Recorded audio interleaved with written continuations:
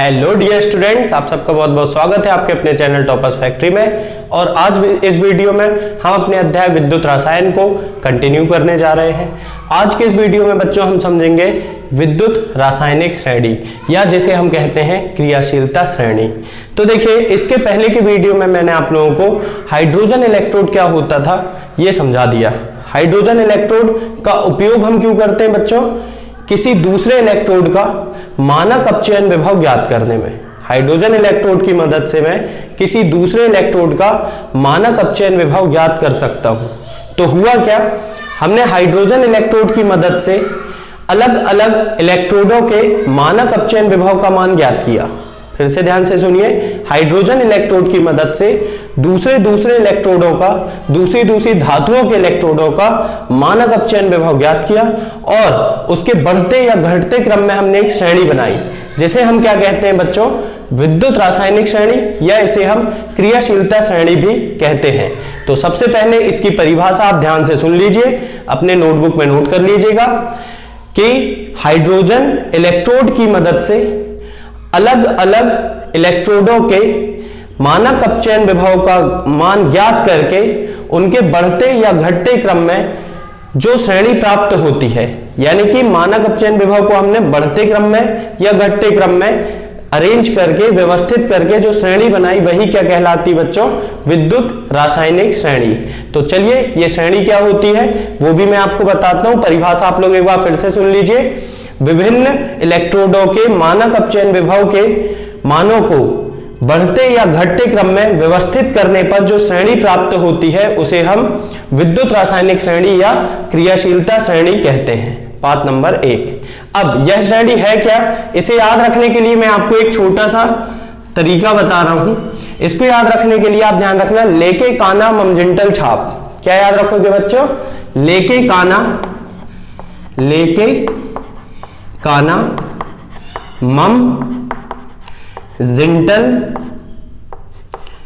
ममजिंटल छाप, ठीक है ना?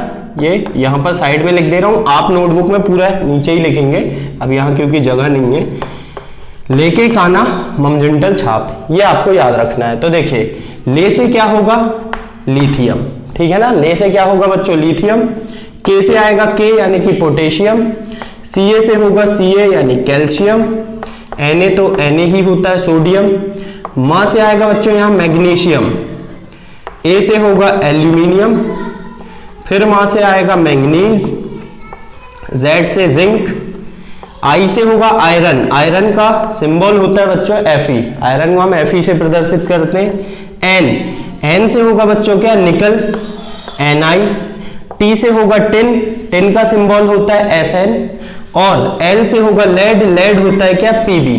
तो इस तरह से हमने बनाया। सबसे पहला तत्व इसमें कौन सा? Lithium, potassium, calcium, sodium, magnesium, aluminium, manganese, zinc, iron, निकल, टिन और लेड।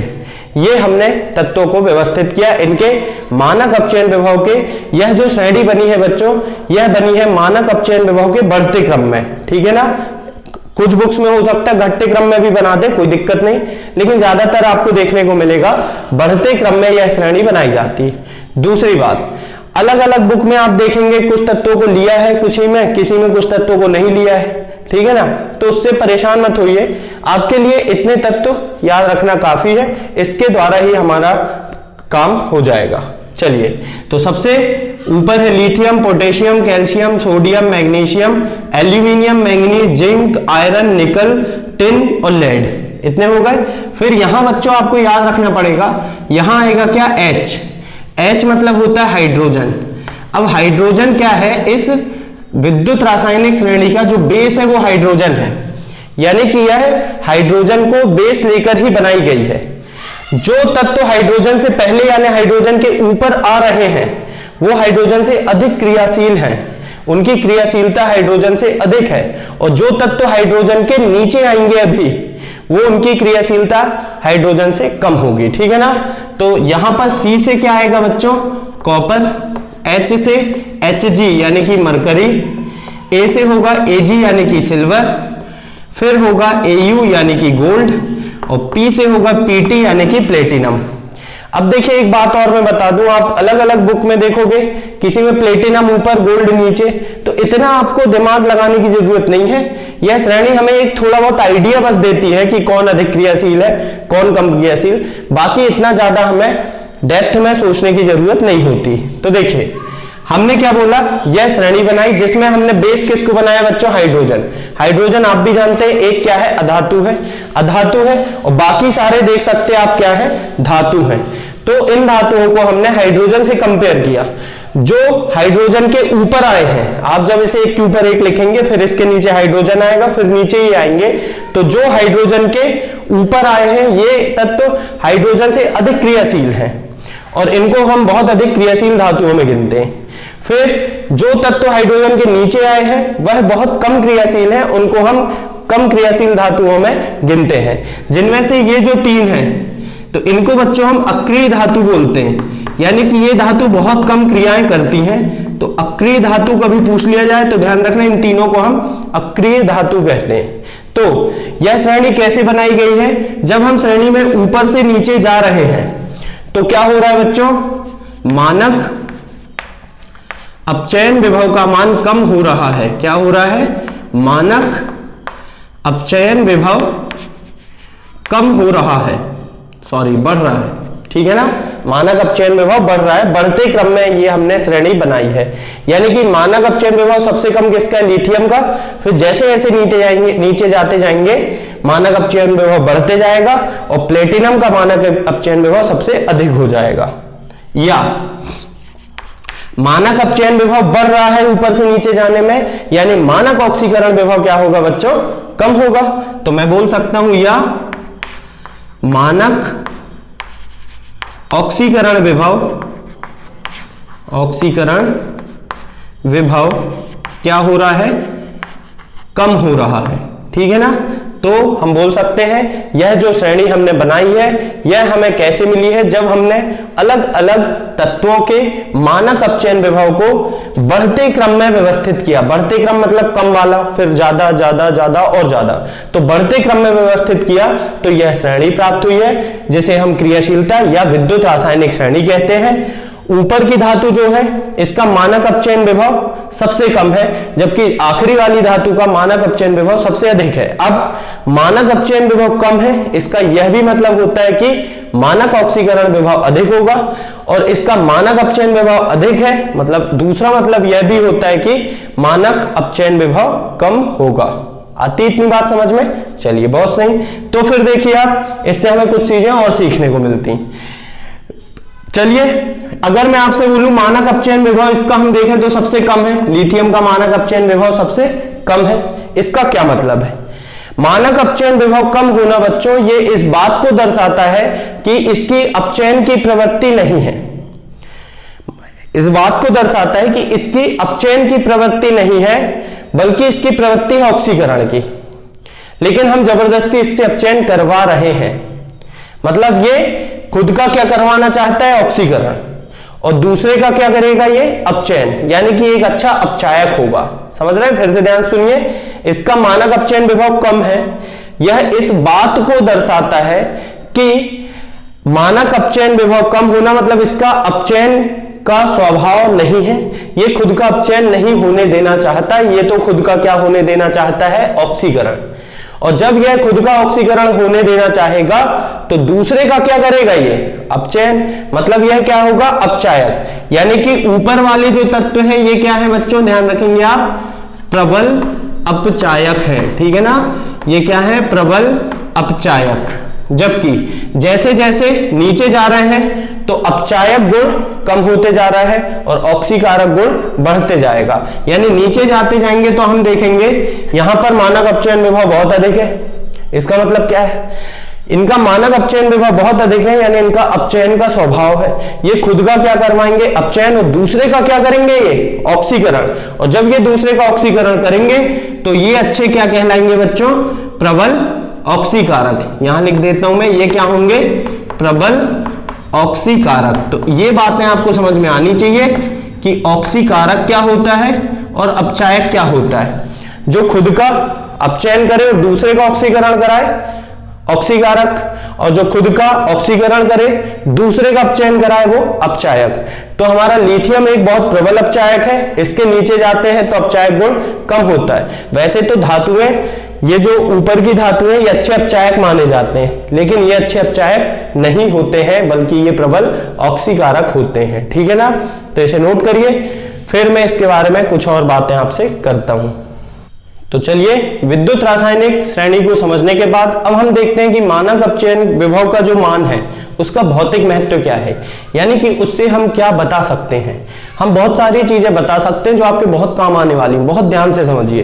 पहली बात मैं यहां पर लिखूंगा कि मानक अपचयन विभव का मान जो है वह मुझे उस तत्व के गुण के बारे में बताता है कि वह एक अच्छा ऑक्सीकारक है या अपचायक है। ठीक है ना, तो पहली बात तो मैं यही लिखूंगा बच्चों, क्या, मानक अपचयन विभव का मान, मानक अपचयन विभव का मान तत्व के अपचायक या ऑक्सीकारक गुण को प्रदर्शित करता है, अपचायक या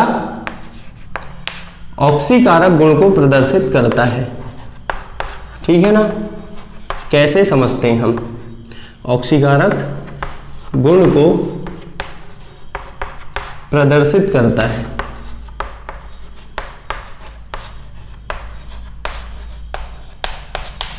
कैसे, चलिए देखते हैं। मान लीजिए किसी तत्व का अपचयन विभव का मान अधिक है। देखिए यहां पर दो तरीके से बात होती है। अधिक है मतलब बोलते हैं अधिक धनात्मक है या कम ऋणात्मक, बात वही होती है ना। तो अगर किसी तत्व का अपचयन विभव का मान अधिक है, इसका मतलब है कि उसका अपचयन का स्वभाव है।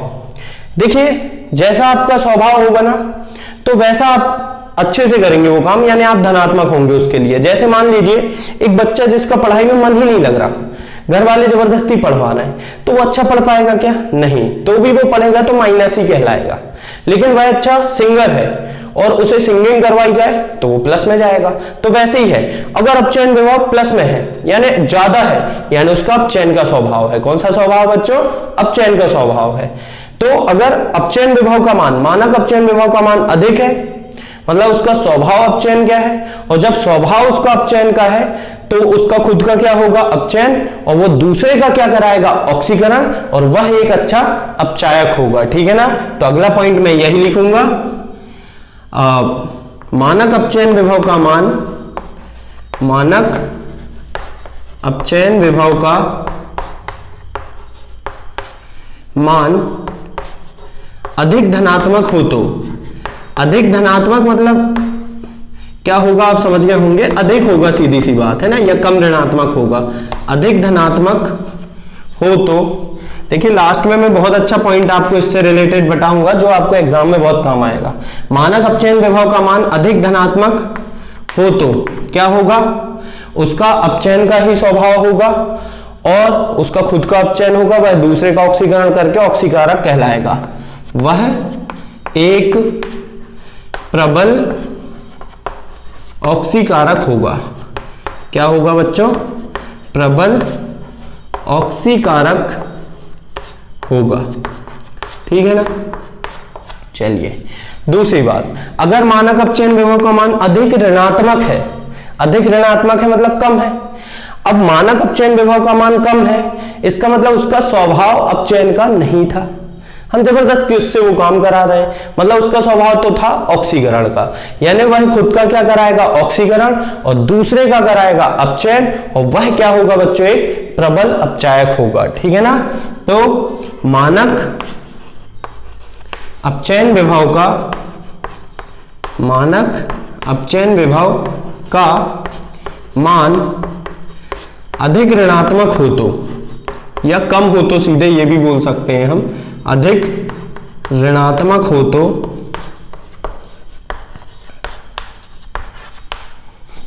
क्या होगा बच्चों? अधिक ऋणात्मक है मान, मतलब उसका अपचयन का स्वभाव नहीं है, वह खुद का कराएगा ऑक्सीकरण और दूसरे का करेगा अपचयन, और वह एक प्रबल अपचायक होगा।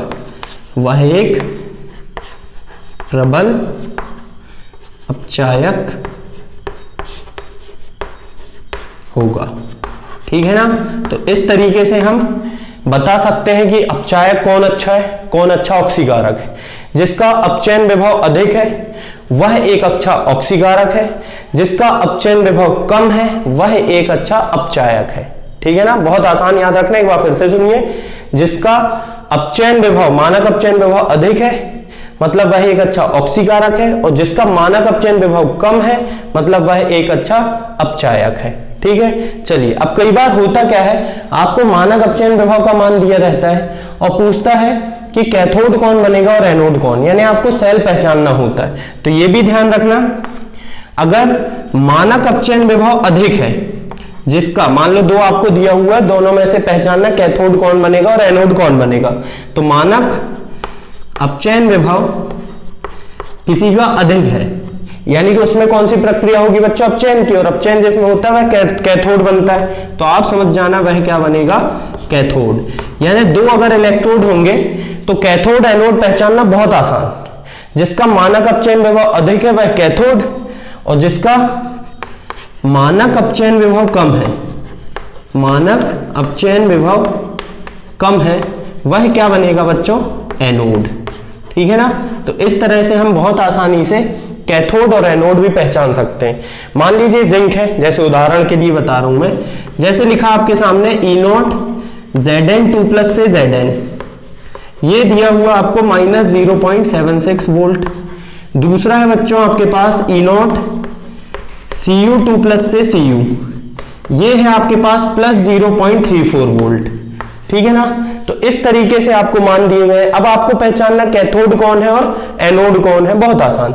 देखिए पहले तो ये जरूर देख लेना कि जो मान दिया गया है वह अपचयन विभव है या नहीं तो आधे बच्चे तो इसी में गलती करते। देखिए ये है Zn2+, इससे बन रहा है Zn, यानी +2 से 0, +2 से 0 यानी ऑक्सीकरण संख्या हो रही है कम, और जब जब ऑक्सीकरण संख्या कम होती बच्चों वह क्या होता है, एक अपचयन होता है। यानी कि यहां पर अपचयन हो रहा है, और ये जो मान दिया है मानक अपचयन विभव का है। यहां भी देखिए Cu2+ से Cu, यानी +2 से 0 में कन्वर्ट हो रहा है, और जब +2 से 0 यानी +2 से 0 मतलब कम हो रही है ऑक्सीकरण संख्या, तो ऑक्सीकरण संख्या जब कम होती तो अपचयन, यानी यह भी मानक अपचयन विभव का मान है।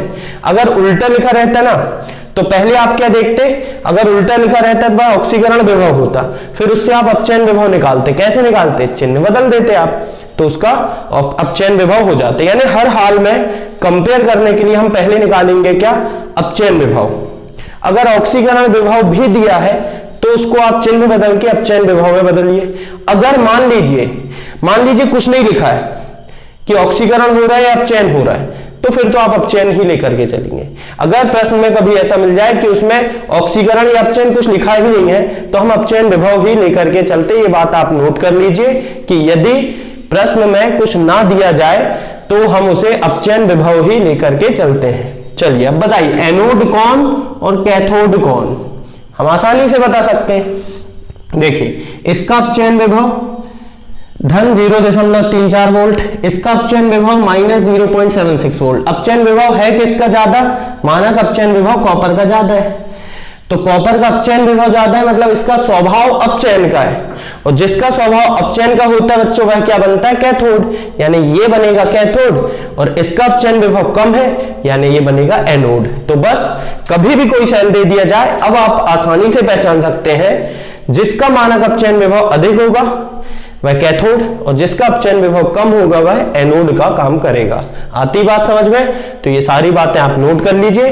फिर अगले वीडियो में हम मिलेंगे एक नई टर्म के साथ, तब तक के लिए goodbye and take care.